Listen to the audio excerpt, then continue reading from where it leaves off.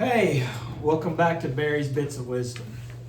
I was talking with a client earlier that had a problem, and he actually was able to solve it with a simple solution, which kind of reminded me of a time when I was growing up here. We lived outside of town on a farm, and two doors down we had a neighbor that had a blueberry farm. And so he's driving down the road one day when I've got my BB gun and I'm out shooting birds at the old barn that sat in between our farms. Well, he comes to a screeching halt right in front of our house, and he yells at me, "Hey, are you shooting those birds?" I said, "Yes, sir, I am."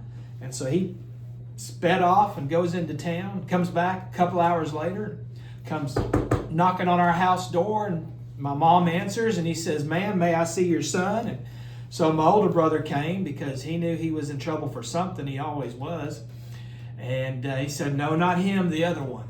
And he had a brown paper sack with him. And he said, "Son," he said, "were you shooting those birds?" And I said, "Yes, sir, I was." He says, "Here," gave me a sack full of BBs. He says, "You shoot every single blackbird that you can over there. Because those blackbirds, they're taking up all the habitat for the songbirds, and they're eating up all of his profits in his blueberry farm that he had."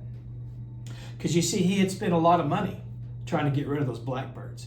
He had sirens going. He had companies come in that would try to net the birds. He had these motion activated machines that were scaring the birds off all of his row crop there. But you know, whenever he actually came and gave me that sack full of BBs, probably under $2 worth of BBs, the money he spent with me got rid of more birds on average than the money he spent with those other companies.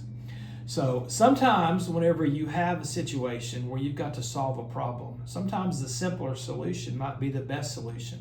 So think that way, like he did with the BBs, before you call out the big guns. Always a simpler solution. We'll talk to you next week.